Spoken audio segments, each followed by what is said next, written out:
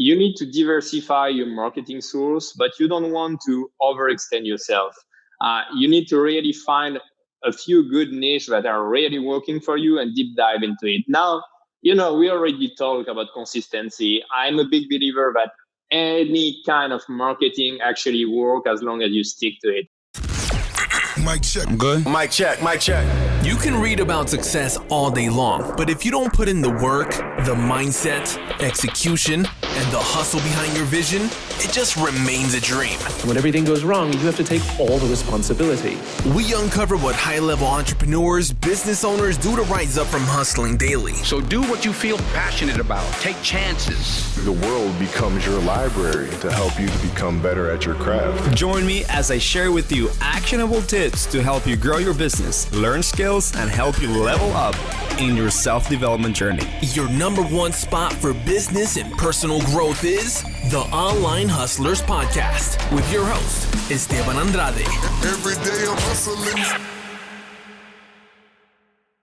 What's going on, guys? In this new episode of the Online Hustlers Podcast, we have a very exciting guest. His name is Yoann. He is a French immigrant now living in the United States, doing business in Detroit, and that's how you pronounce it in French, Detroit. And I hope I'm not butchering too much. I learned very little French in high school and university, but we're going to go here talking about how we are actually doing lots of deals in the city of Detroit. He's actually helping revitalizing the neighborhood in the city of Detroit. I want to say one of the best companies out there. If you take a look at his company after this podcast, he really takes care of the brand, takes care of the people, takes care of his team, and is doing a lot of deals in wholesaling and real estate investing. And you will notice that all these deals are making the neighborhoods better in Detroit. So we have here, let me get here, Yoann, in this broadcast, in this podcast. I have you here, Yoann, man. Let's welcome you. How are you, man? How are you doing? I'm feeling great. Thanks for having me. Man, I'm so pleased to have you here. We've been working together for some time. Now we work together, and I saw you and your team doing great work. Actually, one of your team members, when I was living in Detroit, was the one that ended up running a lot of ads, and I saw him everywhere. He was inside of Fixer Uppers, and I was like, "Oh man, this guy is down to earth. This guy is actually showing everything that your guys are doing, like all this fixer uppers, looking distressed properties and things like that." And then when I got to meet you, I was like, now this is what's going on. This guy is part of an incredible company that you have shaped in Detroit. Okay, what's the name of your company? The name of the company is Ellipsis, and thank you for this introduction. Obviously, we're trying to always stay ahead of the curve. So all the videos that you saw back in the day, there wasn't that many people doing it in Detroit. Now there's more and more people, getting involved in PPC and all this kind of advertising. But yeah, we were one of the first ones to actually try it in this market. That's awesome, man. But before that, I definitely would like to learn a little bit more about where you're coming from, because you're an immigrant, French immigrant that came to the US and is making some dreams happen. So tell us Absolutely. more about that, man, and where are you coming from, your background, and I want to just know how this domino effect came up to crush it in the US. Absolutely. So I have a very atypical background. I would love to say, like many people usually say on those real estate podcasts, I just read a book, Rich Dad Poor Dad, and right away I crushed it in real estate. It wasn't the case at all. I studied almost 12 years ago in south of France. I studied as an agent, people say sometimes drop out of college. I wasn't even in college yet. So it was more like drop out of high school. I jumped right into it. So it was really my first job in real estate. I worked as an agent for a few years, and then I met someone who was buying a lot of condominiums in France at auction, at the courthouse or foreclosure, this kind of stuff. This is how I really jumped into more like real estate investing, fix and flip, this kind of project. And then from there, I think it's a natural transition for a lot of fix and flipper to want to go more into new development. It's a kind of the shiny object syndrome. You want to go build those multi-family building and all of that. So I did a little bit of that. It wasn't as successful as a fix and flip. So I always try to come back to my roots and, staying in this kind of niche that is a fix and flip. And then from there, my around 2014, in 2014, I was starting to think about moving somewhere else for many different reasons, And the element that really changed everything for me was my daughter. My daughter, she's actually born in 2014, and I didn't really want at the time to have her, growing up in France. So I think it's always amazing for kids to discover different cultures and go somewhere else. So it's actually what we did. We packed everything and then we moved to the US. And I had, of course, to go back several times to Florida before we chose Florida because we were living in the south of France and it's a nice weather on both sides. So Florida was a nice place to go. And I had to go alone to Florida, travel several times to try to figure out what I was going to do. And the first challenge that I realized when I first arrived to the Miami airport is that I didn't speak a word of English. So I had to figure out everything, I just landed there and I started to, talk and get into Uber and this kind of stuff. And fast enough, that's the amazing thing about humans, like when we're ready forced, to have our back against the wall, we have to figure out everything. So I really started right away in real estate because that was the only thing I knew how to do. And from there, I learned how to speak English and develop all those skills. So Florida market has been great for us for a few years. We took this wave of the foreclosure and everything a little bit too late. I wish I would have come to Miami, around like 2008. It would have been amazing, but it was a little bit later than that. Still, we made some good operation. We brought some good pieces of real estate, really increased in value since then. But I had a lot of investors from Europe since I've been working in real estate there for many years, and financial advisor asking me to find some opportunities for them because in Europe you have very low cap rate, so they were very interested by the U.S. market, especially Florida. It's kind of a dream for French investors, and there's like the force of the U.S. dollar behind it. So they're really looking to invest here. And prime is, Florida cap rates were becoming very low while the value were increasing. So I had to look elsewhere, and this is how I ended up in Detroit or Detroit, like you said it. And yeah, from there it's history. We went from selling turnkey properties, so we set up a property management company in house, and we were really doing everything from buying houses at auction, fixing them up, and renting them out, and then we were flipping those properties to those European investors we were working with. So we did that for a very long term until COVID happened, and we kind of had to switch to a new business model, which is wholesaling, and that's what we're doing today. Yeah, man. So you entered here. First of all, you entered without much English, but you did have a goal. You had a vision in mind, and you knew that it was possible. What is it that you knew that didn't make you like stop with all these barriers that you had as an immigrant? For example, us, language, and the system and everything. What is it? Yeah, to be frank with you, I didn't really had like a whole goal lined up. It was more like I knew I wanted to live there, and I knew that the only thing I knew how to do in my life was real estate because I studied at 18 years old and I never did anything else. So I knew that real estate was my thing, and I needed to figure out a way to make it work. But as a story, a funny one. when I first landed in Miami, I ended up in a meeting with an immigration attorney because, there is like a whole bunch of paperwork you need to do. Like people think sometimes it's easy to just like come to the US. It's actually very difficult, and it took like many years to become a really permanent resident and everything. But I ended up in a meeting with this immigration attorney, and she told me, "Oh, forget about it. Like we can't get visa for real estate anymore. Like it's something of the past." So I was like, "What should I do?" And she said, "Oh, you have a few options.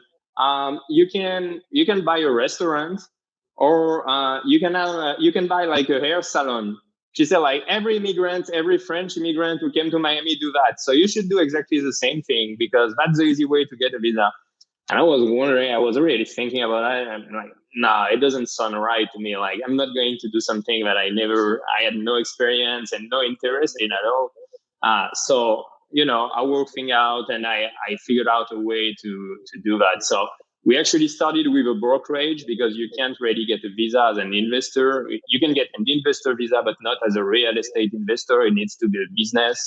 So I started with a brokerage, and we grew it to quite a large company. We had 80 agents at the time in South Florida and 3 offices between West Palm Beach, Wow. Deerfield Beach in Broward County, which was our main office, and Miami. We had a satellite So office in this Miami. brokerage, when you started with this brokerage, I'm assuming you were licensed and you had a partner or something.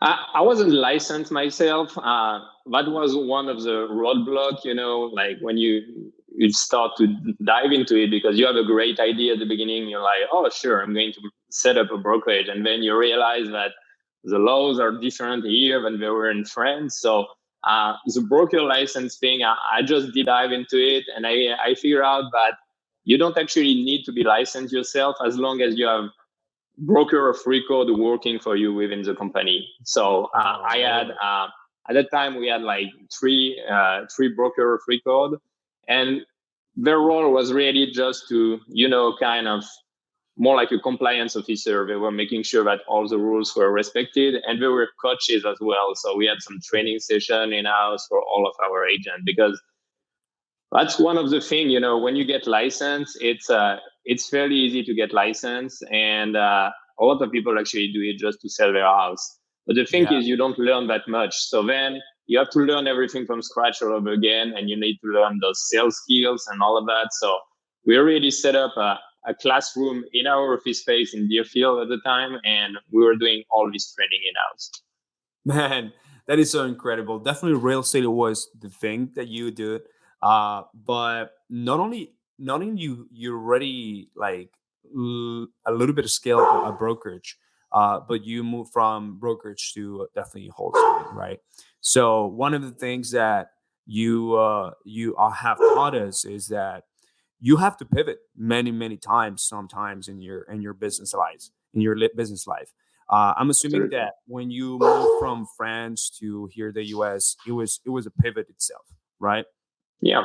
From when you were in France, I'm pretty sure you were doing things right. And then sometimes you just gotta make decisions that will get you go back to zero and get things done from scratch. But as an entrepreneur, man, as in someone that understands that there's opportunity online for people to start online businesses or businesses remotely, virtual. What are the things that you can tell anyone that is just feeling that it is just going so bad at moments that are struggle moments, and that you know that you can tell them something to keep going, okay? And of course, actionable things that you may have done to make things work whenever you had to pivot and start from zero. What are those Yeah, things that you can absolutely. So there is two things that I like to talk about. First, I think you're perfectly right. You have to reinvent yourself several times. What worked yesterday and what brings you here is not gonna what's gonna bring you to the next step. So you have to be willing to adapt. But as far as what kind of advice I would give, I speak to a lot of wholesalers every single day. I've been trying these last few months to get more involved on social media. So I'm spending quite some time on Bigger Pocket, and we have a lot of newer wholesalers actually coming every month to our office in Detroit, and we try to share a maximum of value with the community and give back. Um, One of the recurring things that I observe is a lack of consistency. I think wholesaling is trendy now. You can see that online. A lot of people are talking about it on YouTube. A lot of them don't even know what we're talking about, but we're still advertising it. And the worst is we're advertising it as something you can do with zero money down, which is not true at all. Uh, when you started in wholesaling, you need to have a budget. And most people forget this part. So they don't have any budget marketing on the long term. They don't have any um, enough income put aside to sustain, those first 6 months, because it's not going to be a quick get rich quick kind of thing. You need to really be consistent on your marketing. You need to have a budget for the next 6 months in front of you, and you need to really stick to it. Uh, I saw so many people just like, having, let's say, 2000 put aside, and they're going to just like put some of it on expensive software and just use the rest of it to blast some postcard. It's not going to work. You need to do that on a long period of time, and sometimes it takes several months for people to call back. We're still getting call back today from postcard we sent last year or 2 years ago. It's really a constancy thing, and you need to be able to market really on the long term for any kind of marketing out there. I mean, there is not a single source. Even cold calling, it might take a long time to actually reach out to those people and calling the same lead all over again. Um, as far as talking to seller, you want to build a rapport, and building rapport takes several touch. Everybody thinks like on the first phone call when you're not able to reach a deal, uh, most of the people think that it's actually a dead lead. It's not. Sometimes it takes like 8 to 10 touches on the lead to actually convert it into a seller. So uh, there is a big lack of consistency, and I would say that it's probably my biggest advice. And I think you're probably gonna confirm what I'm saying as far as online marketing. Just throwing $1,000 on Facebook or Google or whatever for 1 month, it's not gonna work. Like, you need to be able to do that for 6 months or a year to really start to get some traction. Yeah, absolutely, man. Actually, that's one of the things that I always tell people is that my first case study was in Detroit. And even when you drive in Detroit, you're going to see so many fixer uppers, so many burned down houses, so many opportunities in your mind. But like, where's a homeowner? Like, how can I talk to someone so that I can get this property? That's the whole thing, right? Like, how do I make sure that that's done? And that was one of the first case studies, because I did help actually one of your competitors in Detroit to actually get some properties done uh, in with online marketing. So in here, I would like to understand why Detroit. Detroit is it's actually a market that is definitely growing, but I know that the neighborhoods, the pricing and ARVs and everything is a little bit weird. So why Detroit, man? Like, why did you choose the city of Detroit? That's probably the question I get the most. Everybody is shocked, especially down here in Florida.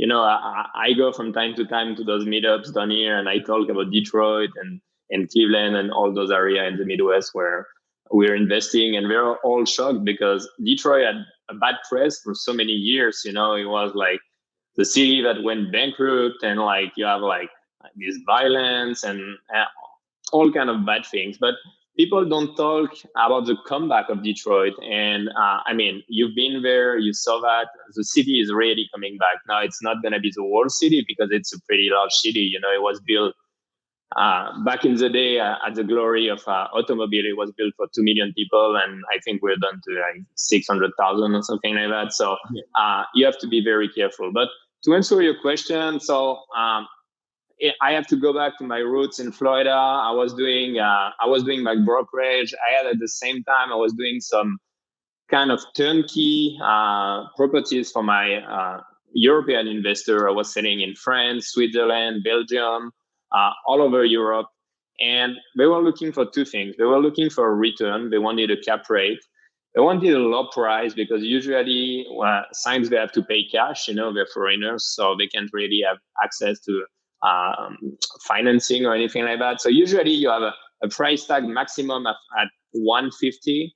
So anything lower than that, it needs to be lower than 150. And usually they want at least a 10% cap rate because in their mind, it doesn't justify like taking the risk to invest overseas in a country where I don't know the law, I don't speak the language, if I don't at least get a 10% cap. So that was the two criteria. And we found it for about a year in Florida. And then the price just jumped up, like Florida had been crazy these last few years.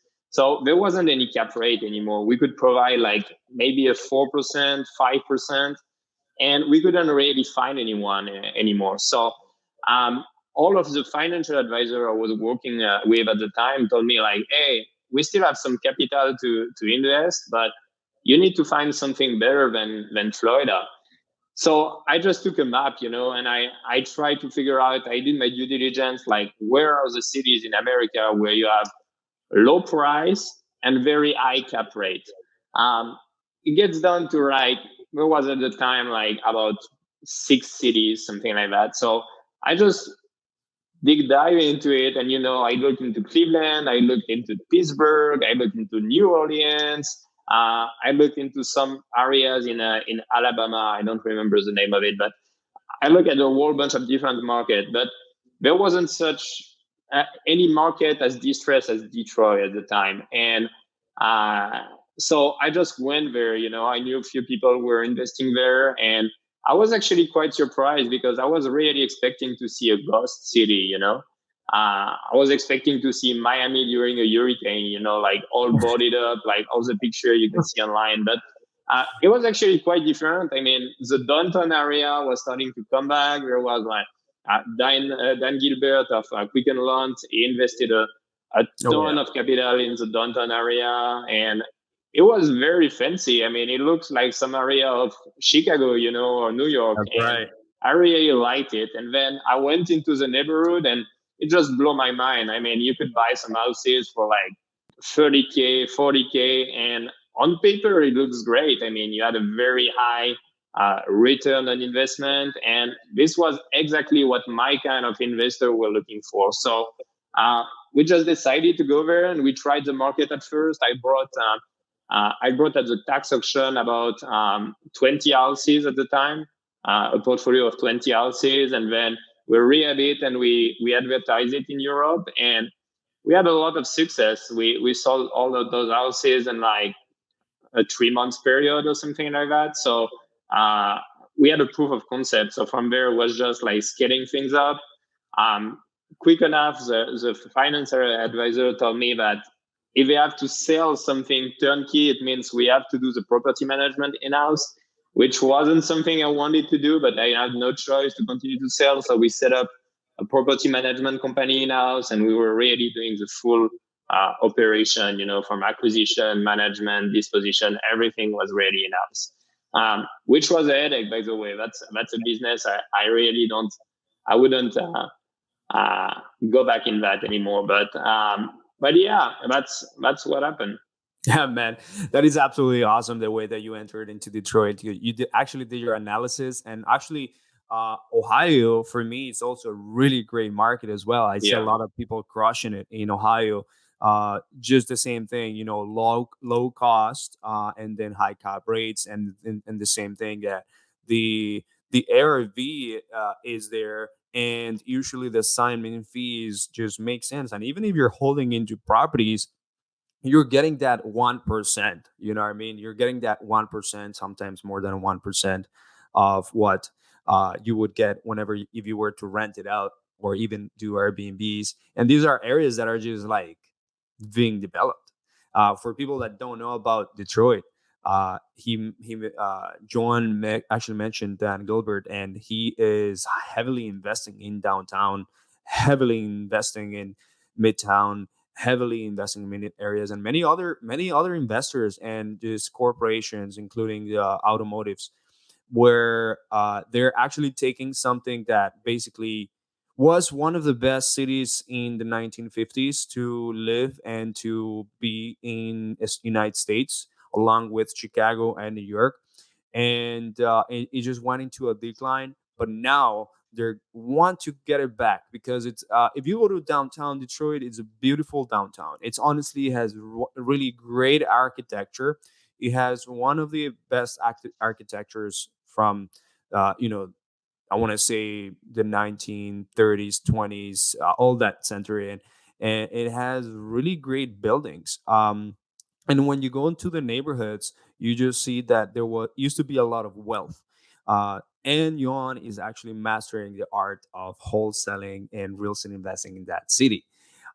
So I'm pretty sure Yuan it has a lot to offer in terms of you ever want to get into any of those type of markets, Ohio, Michigan, even Florida, and tell you exactly how that works and how you can crush it. But let's talk a little bit more of the nitty gritty things because I love to get some juice from you, Yon. And I love to understand. So, what was your first approach in going into Detroit? Even though you saw a lot of opportunity in auctions, you saw a lot of opportunity with other wholesalers out there, but you wanted to do wholesaling. What was your first approach in order to start continuously doing like deals per month? Like, what was your first approach? Because you're very systems oriented and you're very business savvy. So tell us, please. So I think in order to go to the wholesale, I have to explain why I came to this transition from doing the turnkey to actually going into wholesaling. So you were talking about the other cities in the Midwest, especially in Ohio, like Toledo or Cleveland. Those are great market as well. And it was one of my frustration for many years as a turnkey operator. I was trying to scale my business because I knew that we could find the same kind of house in those different markets. But it was a heavy machine to move, like we had construction crews in house, we had the property management. It was very heavy and difficult to do that in different states.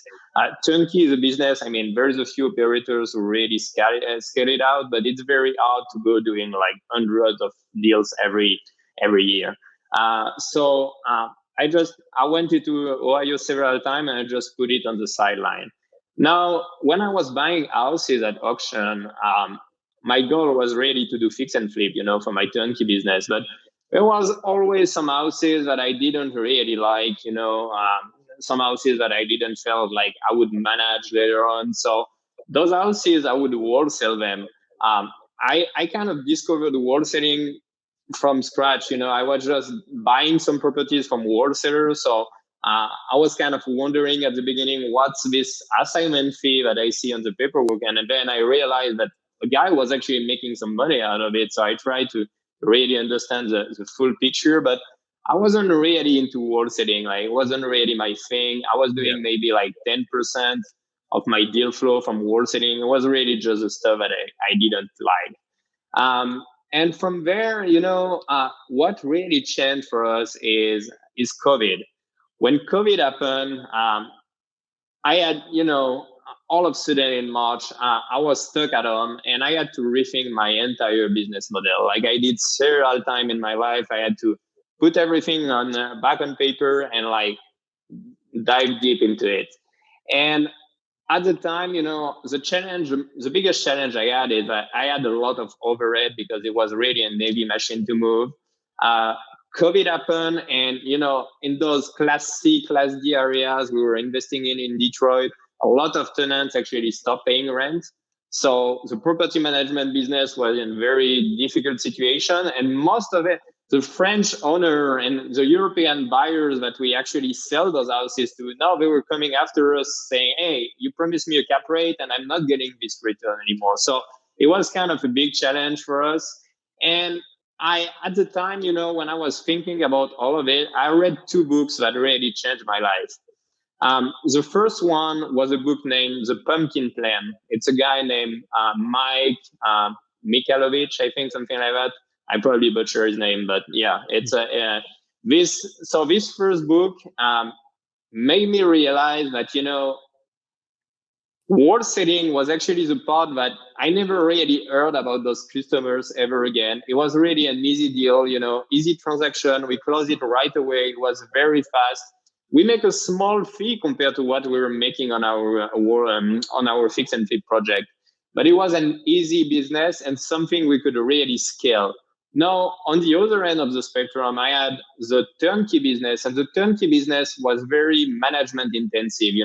I had to have a customer service to take care of those investors. And we had to do the property management company, which is something that I hated so much because we had such a high level of stress in the office from property management because dealing with class C, class D tenants, it's not an easy work. It's very management intensive. So um, a lot of headaches were coming from this turnkey business, but I was doing that for a while because it was profitable. Now COVID happened, and the European investor all of a sudden they stopped buying. Like we went from doing 10 houses a month to doing zero houses because I guess a lot of people in Europe, didn't have the visibility as what was going to happen on the US market, and they believe that the market was going to crash. A lot of people were expecting actually the market to go down like it was the case in 2007. Like they were already expecting to see the same thing.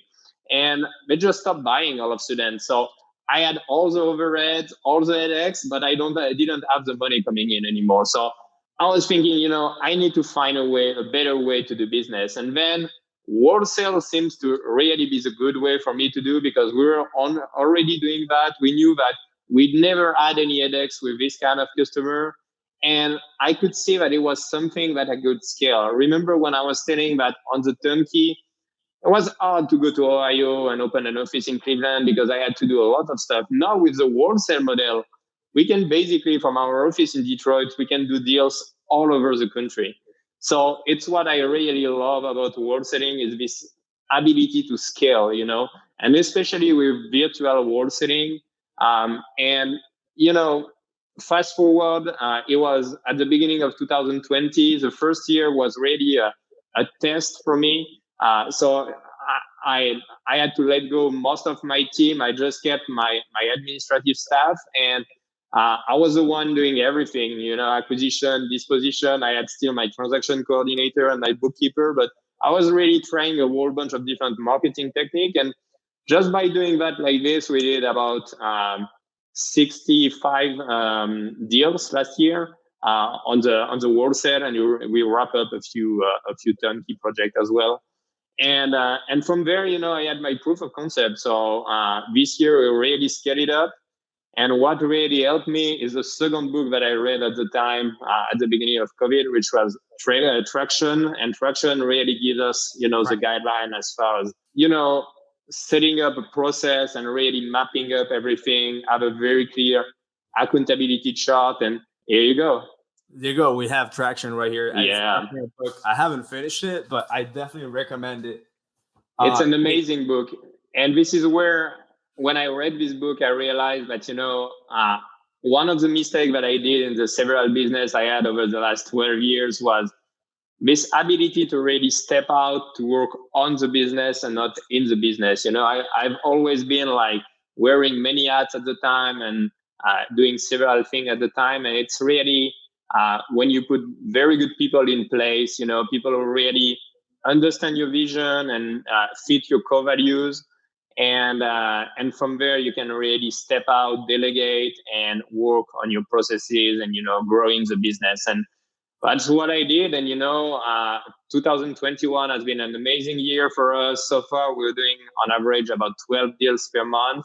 And we're really starting to scale this thing up because now we open different markets. And now we're in Ohio as well. We market in Toledo, in Cleveland, in Akron.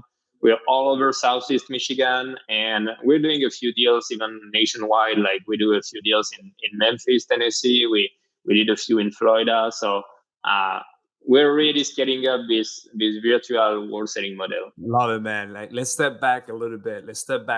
Here. Yeah. So you, when you did your pivot, man, I'm pretty sure a lot of things went through your head, and a lot of people actually think that whenever you do a pivot or you change your business or you have to start from scratch, is that you're truly failing. Right now, you're becoming an you're that online hustler because you're doing this online, and you can do this anywhere. Like, you do this virtually, and you fly to meet your team in Detroit, but you live in Florida. But tell me about that transition, because a lot of people just think that, look, if I just stop doing what I'm doing, I'm going to fail. If I'm going to start something new, I'm going to fail. But it's just a pivot that sometimes we have to go through. So really, just tell us. I know you had to let go of people. I know you had to go through that emotional part, or maybe it was just like a transactional part. But just tell us about how was that transition, and like really what was in Yeah. your mind? Yeah. Well, I mean, for me, in my mind, it was still the same company. It was just a transition from uh, one end of the spectrum to the other. We were still doing wholesaling, but wholesaling was 10% of the business, and turnkey was 90%.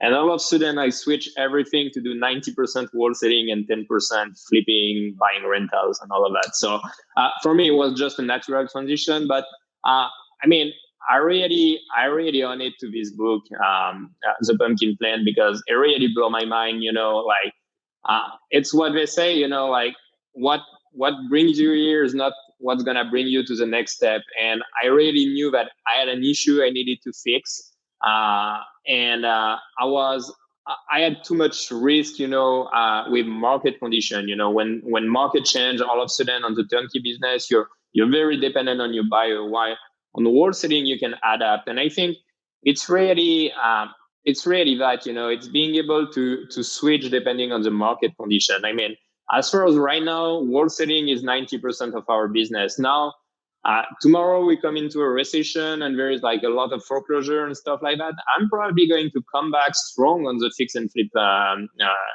market. I might buy rentals tomorrow. I might do turnkey all over again. Who knows? I think you just have to adapt. I think it's one same business. I saw so many people online, like saying nasty thing, like realtors saying nasty thing about wholesalers or fix and flipper, because they're upset that wholesalers advertise to the same distressed sellers, so they have to kind of overpay for it. In my opinion, it's the same and only business, and it's really what we're doing right now. We're advertising. We're really specialized in advertising and helping distressed sellers. From there, we analyze the deal. If it's a wholesale deal, it's going to be about 90% of the time. It's fine. We wholesale it. Now, if it fits our fix and flip buying guidelines, we're going to fix and flip. And I'm buying some rental as well. And I really started this year. I wish I would have started earlier, to accumulate some rentals, but I'm really into it now. And my goal from next year is really to keep 20% of whatever volume of wholesale we do, to keep it as rental and really grow a portfolio from there. And you also have broker partners or realtor people that you can. Yeah, we're actually doing it in house now. So we have. I got all my stuff licensed. That's something I was hesitating to do for a long time, but laws are changing. I don't know if you heard, but apparently now in Oklahoma, it's becoming illegal to do some wholesaling. In Illinois, you can only like wholesale one deal per year. So as I say, wholesaling is trendy. We see that everywhere these days. So obviously, with all this light on wholesaling, regulation gonna come. It's a natural thing, and I didn't want it to be in a rush, and have to get everybody licensed right on spot because the law changed in Michigan. So we did everything in advance, and now everybody is licensed in Michigan, Ohio, and we have some guys licensed in Florida as well. So we're really ready to do everything. And since we have those agents in house, now we take the listing ourselves. So I absolutely love how you're taking a proactive approach towards your business, because we don't know where it's going. We don't even know if cold calling is going to be here next year. We don't even know if SMS marketing is going to be here next year, just because of everything that is changing and how things are going with carriers, things like that. And we don't know if actually wholesaling is going to be legal in every single state, because the things are changing. It might take 5 years, but you're taking a proactive approach, but also you're making sure that you're getting your people licensed. I'm pretty sure you're also getting into acquiring properties in a creative way, not just like absolutely. I can't. But Absolutely, and it's been a great. I love to talk about this subject because it's been really a game changer for us. Especially coming in this country as a foreigner. I mean, you've probably had the same experience. It's very tough to have access to financing at the beginning. You have some lenders, but they're asking like crazy interest rate, and it's not yeah, really worth it. It really swallow all the cash flow. So it's tough to get access to strong financing. So this is why it took me so long to start to buy some rentals. Now, from this point, when we learn this new skill of seller finance and subject to the creative financing in general, it opens the door to many things. First of all, for my own rental portfolio, now I have a skill instead of having to apply, even though now I'm permanent resident, so I have access to those financing. Wasn't the case back then, but you know it's tough to get a good financing. I mean, you have to go to the bank and they want to know everything about you. It takes forever, and you can negotiate a pretty good deal with a seller. And sometimes, depending on the situation, they might be interested into it. We did a lot of seller finance lately with distressed landlords or tired landlords, whatever you want to call them.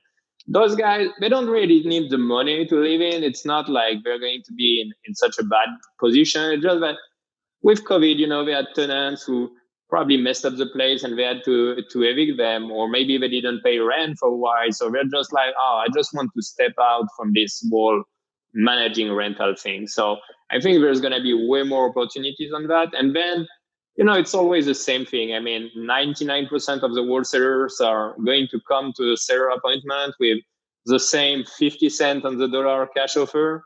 Um, if you're doing just that, you're missing on so much opportunities. I mean, we always come prepared with at least three different offers. And this is why today we're able to do a cash offer if it fits really this seller need.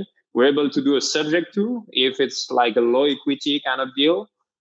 We're able to do a seller finance if it's high equity or closer to retail. And if none of that work, we can list it on the MLS. So we really have a full set of services, and there is not like one is better than the other. At the end of the day, we're really here to provide a service, and yeah, we're looking to do some volume. So we try to find what's the best fit for this particular yeah. seller. 2 years into the business, and you're averaging about 12 deals a month now. Yep, And you're absolutely open. I want to say that creative financing is kind of like the Bitcoin to the US dollar. It's like the decentralized way of getting financing. Like uh, absolutely. you can really get access to banks or maybe all this traditional way of financing things, properties. All right, then you have to go and do the non-traditional way, which is negotiating and getting your skills with the sellers and actually understanding how you can definitely help them. So I want to say that anyone that is really interested in knowing how to close more deals than normal from your lists that you're pulling, from the leads that you're generating, whether that's online marketing, whether that's inbound marketing, outbound marketing, you'll definitely have to listen to this, and you'll definitely have to take this into consideration, because that's what Ellipsis is doing in Detroit, okay?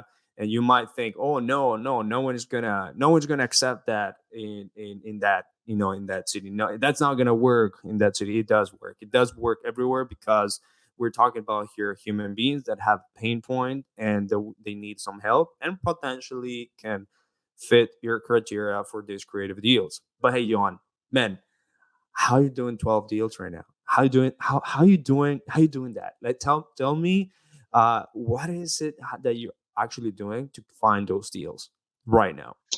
So it's a good mix. So we already tried every single method of marketing. So we did RVM, postcard, PPC, cold calling, everything. And then, after a few months, we just work on our KPI and we realize what was working and what is not working. I think um, you need to diversify your marketing source, but you don't want to overextend yourself. You need to really find a few good niche that are really working for you and deep dive into it. Now, we already talked about consistency. I'm a big believer that any kind of marketing actually work as long as you stick to it. I mean, I know a guy in Florida who does 50 deals a month just by doing postcard. Yep. He's only doing postcard. He's not making any text message, any phone calls. He's not doing any PPC. He's just doing postcards. Now, I know some other guys who only do cold calling, and it was actually our case for a very long time. When I started, I did a lot of networking, and I was really targeting like distressed landlords. But then I knew that I needed really to scale this operation. So I hired some VAs, and I trained them, on my script and everything. And from there, we really did a lot of cold calls, and it's still a pretty big part of our lead flow. Then we integrated text message, but as you said, like text message has been great for us for the last 2 years, but now no one knows what's going to happen with this new regulation that they put in. I think it's coming down on October or something like that. So our VM were great a year ago, and then all of a sudden the regulation changed, and our VMs are not that good anymore. And I think it's even like becoming illegal in some states. So everything is working as long as you stick to us. Now, if you're asking what we're doing as far as right now, cold calling and text blast is still a good 70% of our lead flow. And we really started to implement PPC advertising a few months ago, and we're really scaling this up now. So we went from really having like 90% of our lead flow coming from cold calling to now a good 70% from cold calling and texting, and I would say the residual come from PPC. We do a good mix of Facebook ads, Google AdWords, and Bings. And now I'm also looking into radio ads and TV ads and this kind of stuff. So that's probably going to be the next step for us. But I don't want to overextend myself. So now we're really trying to balance, between inbound marketing and outbound marketing. We used to be very outbalanced on outbound marketing, and now with the PPC, we are trying to really scale things up. Yeah, man. That's awesome. A lot of people actually start with cold calling because it's just easier right away. Pick up the phone, maybe have a dialer, maybe train a VA, but it's just exhausting. And a lot of people don't find a system to even manage VAs or even just do the cold calling yourself. It's tough. Like you need thick skin, man. But a lot of people, of course, make it work. And I know that I think you have a really great CRM. Are you still using Monday.com? We do. So the thing is, we're probably going to transition in December. December is usually the slow season for us. So we're probably going to transition to Salesforce because now we need something way more robust, to scale things up. But as of right now, we're still using Monday.com. I don't know that many wholesaling company out there who don't who are using it. Most of the time, everybody's on Podio. But it's an easy system. And I believe it's one of the mistakes that a lot of people do.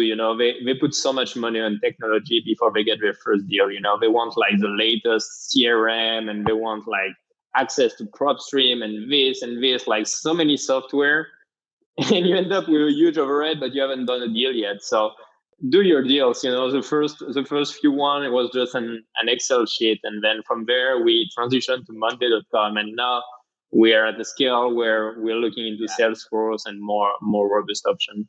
Absolutely, man. And let me just give a little bit of an assumption. So is that going to be left main from Stephanie? Nah, I can't really talk about it yet because we haven't made a choice. We have a few different options, but we're actually looking at two CRM. Left main, I think it's a very an extraordinary CRM, and we're looking at another option, which will be to build our own custom Salesforce. So we're working with a Salesforce developer as well. Well, you're a very systematic person, man. I saw that Monday you can have your CRM so sexy within your phone, and you build a team at virtual assistants in the Philippines, right?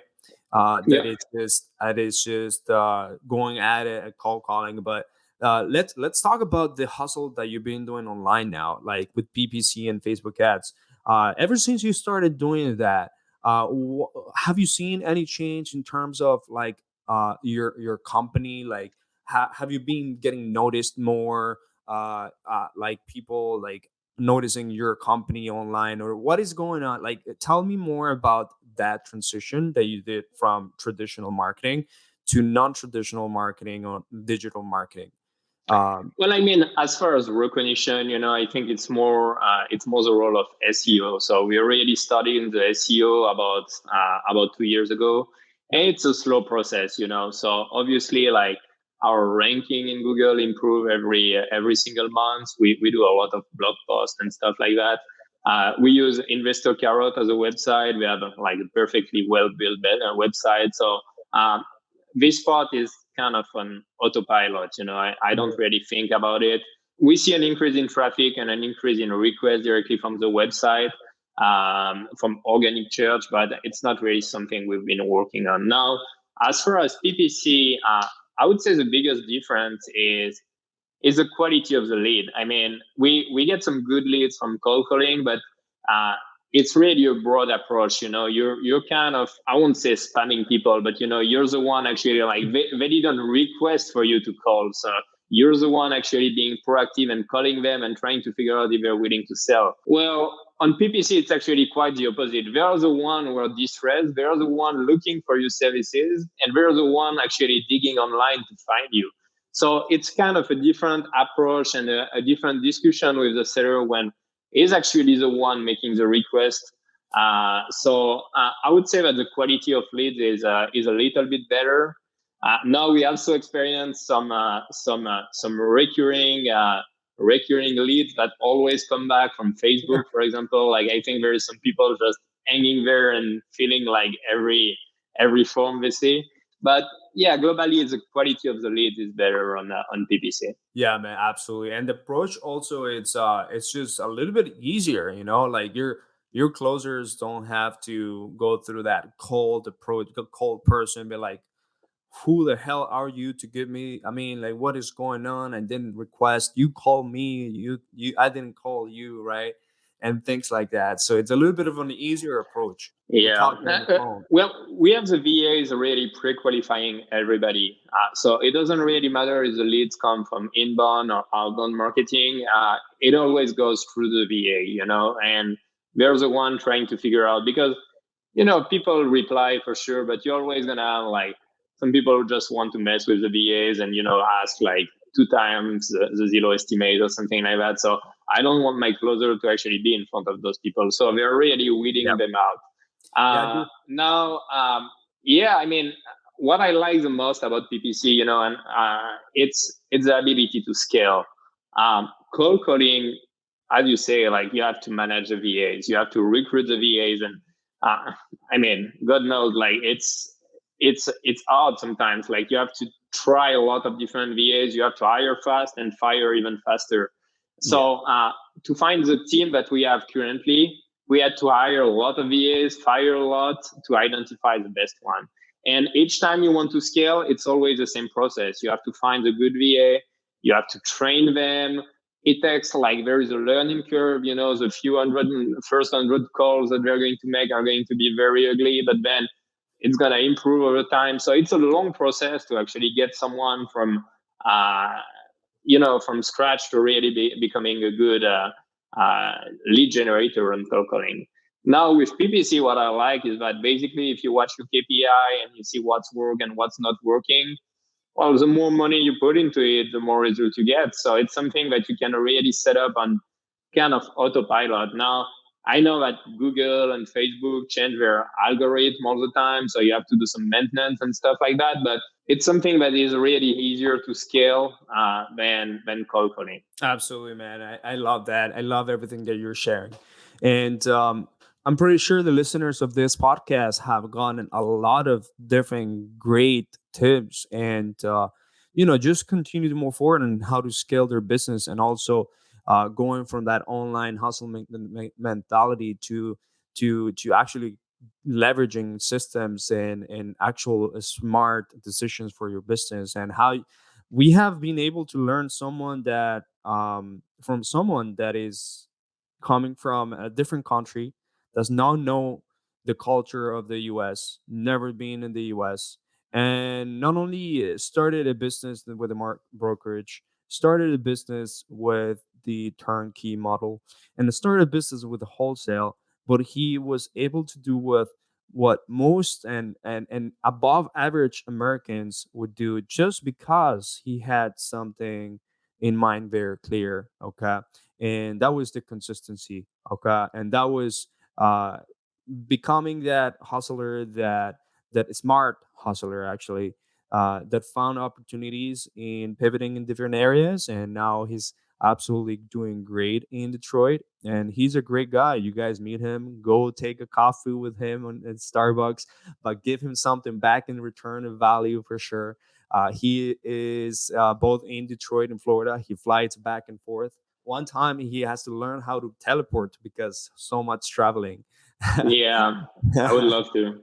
Yeah, man. So I absolutely love having you on here, and I think this is going to deserve a second episode because I want to know how this is going in the future for Yoann. A Detroit is a growing area. Um, Detroit it's a place where a lot of people are noticing the opportunity in there. Same thing for Ohio and things like that, but I really want to know where ellipsis. There you go, ellipsis. Ellipsis, yeah. Is taking this off, and yeah, we are also planning to have a great mastermind, some sort of meetups of high level entrepreneurs and people that are just taking things to other level in the Florida area.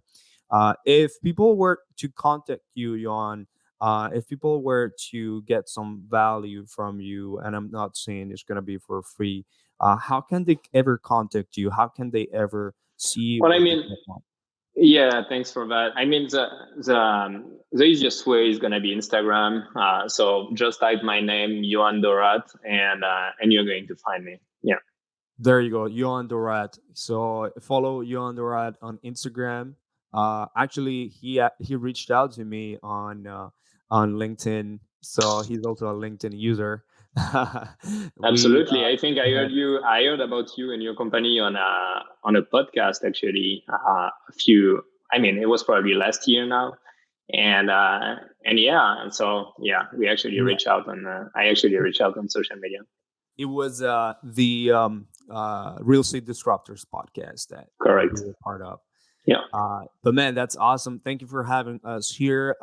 Please subscribe to this podcast that is available on Spotify, Amazon Podcasts, iTunes, and all the channels out there for us to give you more content about actionable things and actionable, really great stories of how you can take your REI business to other levels and just crush it, just absolutely crush it. Thank you so much, Johan.